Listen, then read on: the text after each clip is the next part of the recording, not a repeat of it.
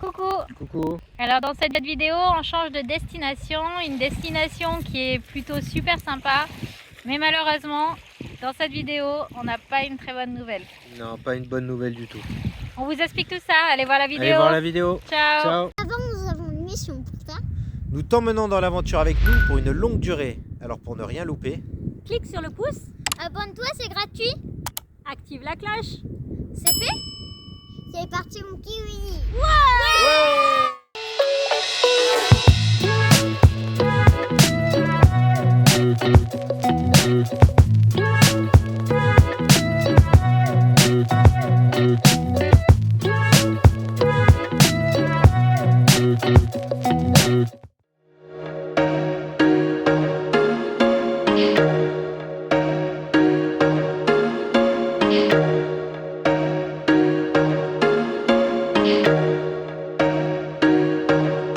C'est l'heure de partir au Mexique et oui, on va se planquer au soleil pour l'hiver parce que effectivement en Californie plus on descend plus il fait bon, mais la zone n'est pas très grande pour être au soleil.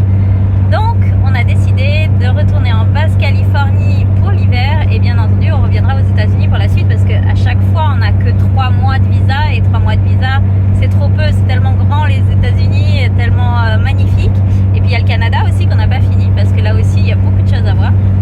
Donc voilà, c'est l'heure de passer la frontière aujourd'hui, mais on a un peu le cœur lourd parce que on laisse nos copains et alors nos copains c'est Lydie et Jeff que vous avez vu dans la vidéo où la vidéo s'appelait On se sépare parce que donc on était partis chacun dans un véhicule avec Cédric avec Lydie et moi avec Jeff et c'était vraiment génial, mais malheureusement leur histoire fait un très gros break parce que d'abord leur fille a fait une très mauvaise chute et a eu 2 fractures et comme si ça suffisait pas pardon, leur moteur il a lâché. en fait au début ils ont eu des bruits, ils ont eu un cardan qui a lâché, puis un deuxième, un bruit à l'arrière, donc ils ont fait réparer tout ça, ils ont lâché pas mal d'argent. Et Ils ont puis changé après, les pneus aussi au passage, ils ont je pense changé les en pneus. la Basse-Californie. et après ils ont eu un bruit moteur et en fin de compte le moteur a cassé, donc piston troué. Alors la cause on ne la sait pas encore puisqu'il faut qu'ils ouvrent le moteur, mais dans tous les cas le moteur est mort, il faut le changer et ce qui est moins coûteux c'est de le faire venir parce qu'aux USA, donc c'est bien un Ford, mais aux USA ils n'ont pas les Ford européens et du coup ils doivent faire une importation et l'importation, déjà il y a le prix d'achat du moteur, il y a la douane, les taxes et après la pose et tout ça ça peut chiffrer à 10 000 € quoi l'histoire, donc Et pourquoi, ça leur casse le voyage quoi. pourquoi Voilà. ils pourraient pas mettre un moteur américain Parce qu'il n'y a pas de, parce qu'il y a trop de modifs à faire en fait, il y a Ouais, beaucoup trop de modifications. Tout est possible bien sûr, mais il faut un kit Neyman, il faut le calculateur, il faut changer le faisceau, il faut retrouver les plugages à faire au niveau du faisceau. Enfin c'est tout un bazar quoi. Et puis si jamais ils rentrent en France, qu'est-ce qu'ils vont faire s'ils ont un souci de moteur? Eh ben le moteur il sera américain, donc ce sera la grosse cata. Donc voilà, là où ils en sont. Donc là ça fait 1 mois je crois qu'ils sont bloqués. À un endroit, dans un garage quoi, donc la vie n'est pas très belle pour eux. qui changent le moteur, ils en ont pour énormément d'argent, on sait ce que c'est, on est passé par là, ils sont comme on dit au bout de leur vie et ça nous fout les boules de les laisser là. On cherchait plein de solutions, on a cherché aussi avec eux et donc Cédric vous l'a dit, la solution c'est qu'ils fassent ramener le moteur de France, mais c'est un moteur qui est donc d'occasion. Et ils pensaient pouvoir entre guillemets le commander et puis l'entreprise l'envoyer, tout ça. Et en fin de compte non, c'est pas si simple. Il faut d'abord que l'entreprise démonte le moteur sur le véhicule sur lequel il est actuellement pour le renvoyer. Et après ici, donc on est aux États-Unis, donc il y a tout un système de dédouanement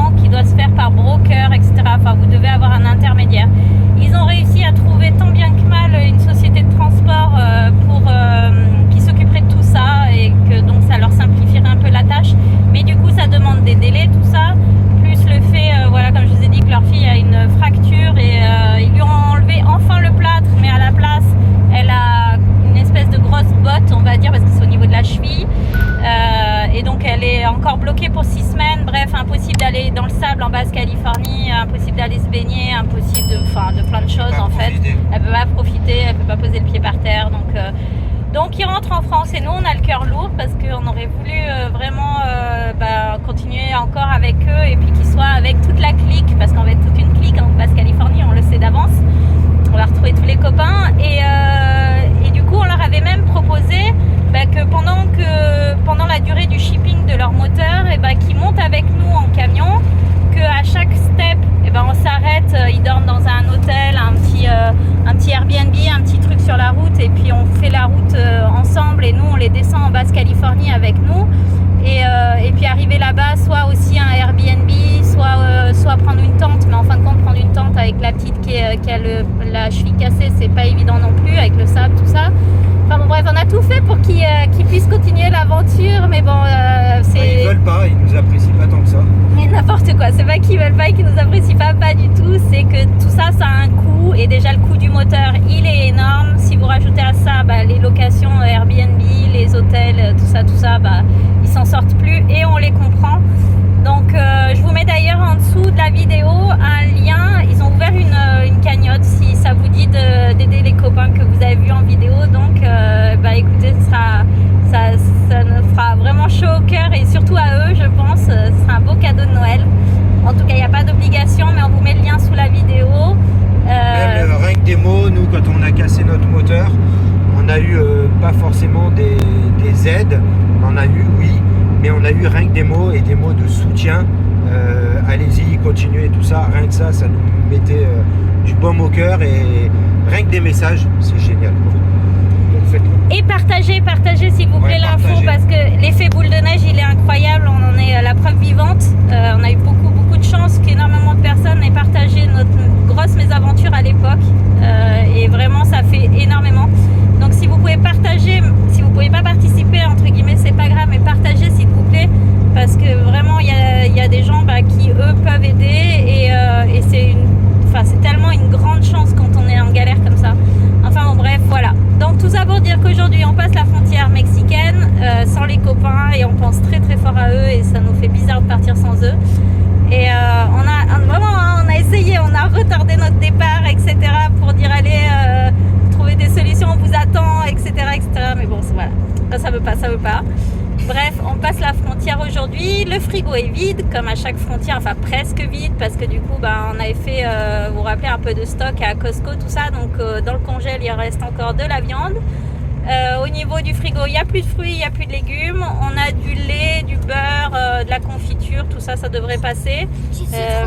Du citron, oui, dit Léandro, mais bon, c'est du citron, vous savez, en bouteille. Les gâteaux du goûter aussi.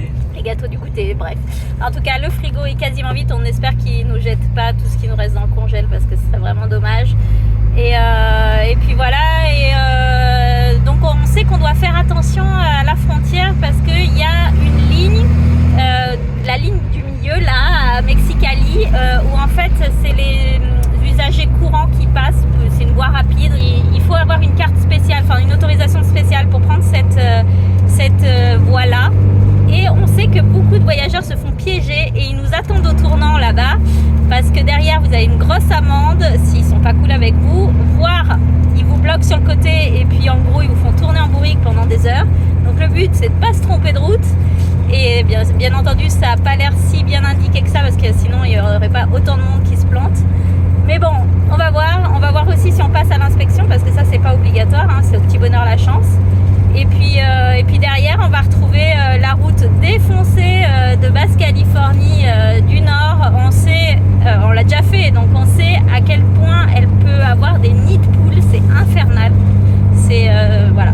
On sait que là, il y a plusieurs jours de route là qui nous attendent, et que ça va pas être la grande joie, quoi. On fait pas la même frontière qu'on a fait à l'aller. L'aller, on avait fait Tecate, et là on fait Mexicali. Tecate, elle était vraiment bien. Hein, elle était bien, ouais. C'est vrai qu'elle c'était facile. C'était très facile. Il y avait un petit peu de monde, donc c'était un petit peu long dans la gueule, mais ça va quand même. Et puis là, on change de frontière, donc on va découvrir avec vous cette frontière. Le Mexicali, c'est quand même beaucoup plus proche en termes de temps de route de nous. Ça nous faisait faire un gros détour si on allait jusqu'à Tecate. Et après, la route de Tecate à San Felipe, elle est juste abominable.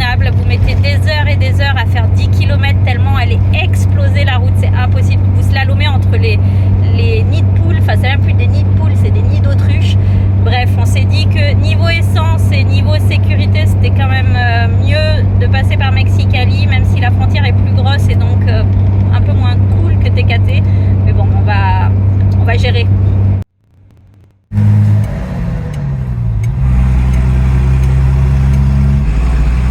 Donc à droite, c'est les locaux, c'est écrit au sol.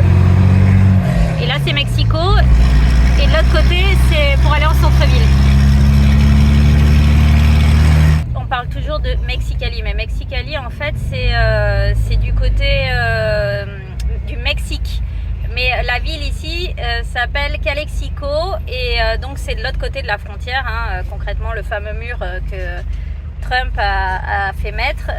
Vous avez les deux villes de chaque côté. Donc généralement les voyageurs parlent tous rapidement de Mexicali, mais ici voilà, faut chercher Calexico. Et donc ça y est, on y arrive et il y a beaucoup de circulation. On sent que voilà, on arrive vers le trafic. Et on sait aussi tous les routiers qui nous attendent de l'autre côté sur la route complètement explosée qui roule très très vite au Mexique. Déjà qu'aux États-Unis ils roulent vite, mais alors au Mexique ils doublent n'importe où. Donc ça va être encore une grande histoire, ça aussi. Je viens de voir un panneau comme quoi il fallait suivre la route 98 et donc il faut absolument pas suivre le GPS parce que le GPS vous fait passer par la fameuse ligne centrale en fait pour les locaux disons, et il faut surtout pas suivre le GPS.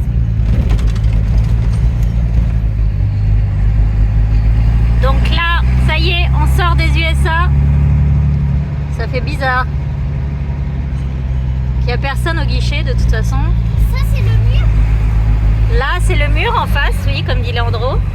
que Donald Trump m'a fait passer. Ouais. Banjercito et la douane, en fait, donc pour le papier du véhicule et pour nous, il faut absolument faire les papiers juste avant la frontière mexicaine, donc il ne faut pas se tromper. Donc nous, on est du côté des bus puisqu'on est gros, mais maintenant, reste à savoir où on se gare.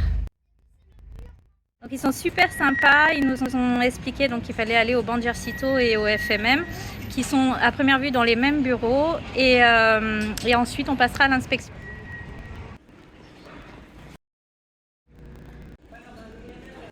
Donc ça y est, on est passé donc à la douane, on a fait les FMM par personne. Après il a fallu aller au guichet d'à côté pour payer en espèces, sinon vous pouvez payer par carte. En gros on a payé l'équivalent de 140 € pour nous quatre.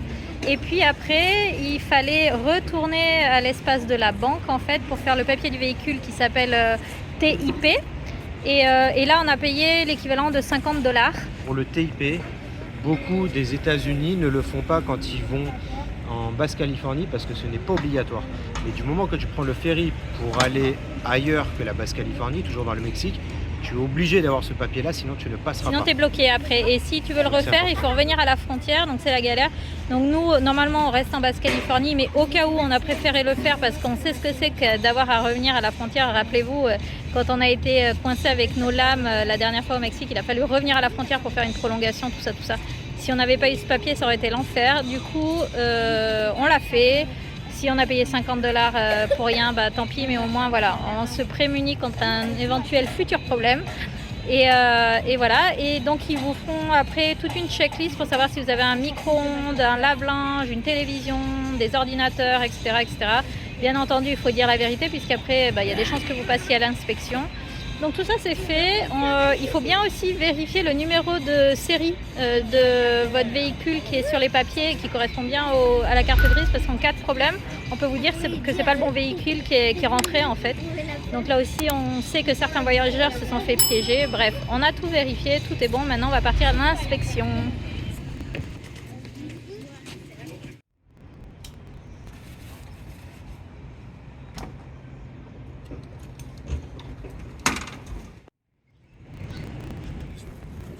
Allez à la maison.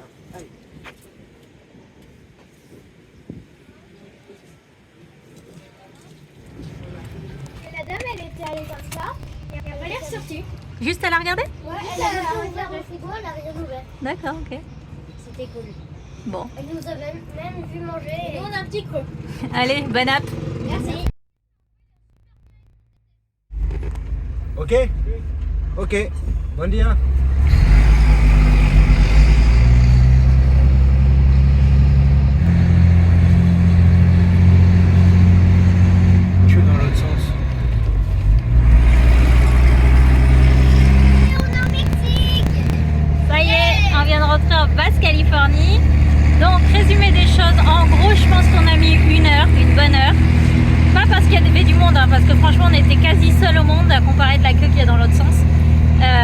simplement, bah voilà, on est de retour dans les pays latinos, ils prennent le temps, enfin bon, bref. Mais en tout cas, très très gentil. Vous avez vu, on est passé donc à l'inspection. Ils ont surtout regardé ce qu'on avait dans le garage. Ils ont un peu fouillé, regardé tout ça. Ils ont demandé ce qu'on avait à l'arrière, là, vu que c'est couvert. Donc on leur a dit que c'était les vélos. Ils ont insisté sur le fait de bien préciser si c'était pas des motos, donc non. Le générateur qui était dans sa caisse là-haut. Ils ont surtout regardé les extérieurs en fait du camion. Et donc les enfants nous ont dit que la douanière était rentrée, elle... Il y a le truc de l'armée, la voiture. Oui, il y a la voiture de l'armée. Il y a quelqu'un avec une mitraillette sur la voiture. Il y a quelqu'un avec une mitraillette sur la voiture. Et ouais les gars, vous avez oublié le Mexique, ce que c'est. Donc elle est rentrée, mais en fait elle a fait 2 pas à l'intérieur, elle a regardé vite fait comme ça, elle n'a même pas ouvert les placards. Et puis basta quoi. Donc ça c'est fait et nous revoilà au Mexique. Les enfants nous confirment qu'elle n'a pas ouvert le frigo ni le congèle. Du coup on a toute notre nourriture, rien n'a été confisqué.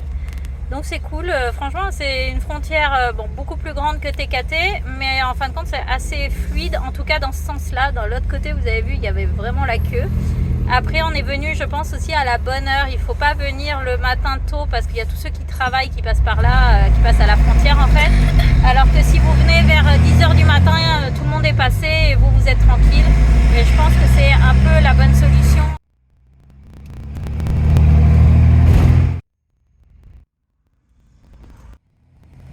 À toutes les frontières vous trouvez les bureaux de change, c'est pas forcément très intéressant, il faut bien comparer.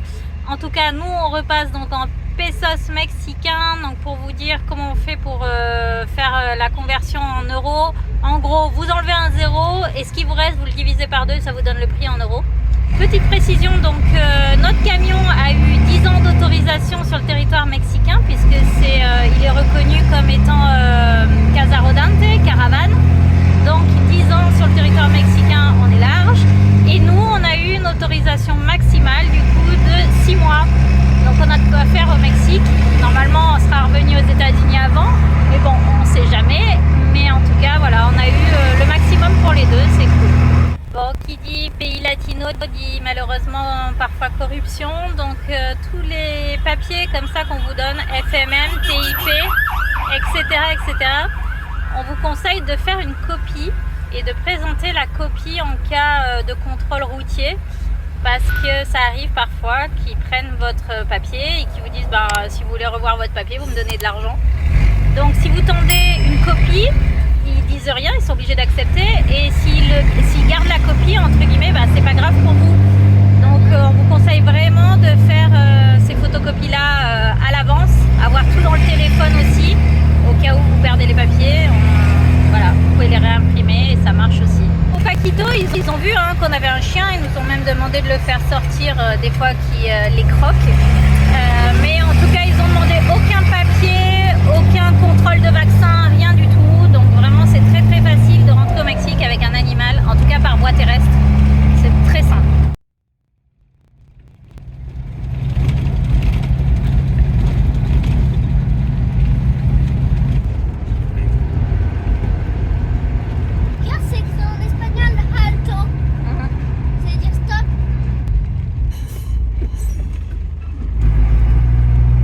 Se faire arrêter pour contrôler Par les militaires.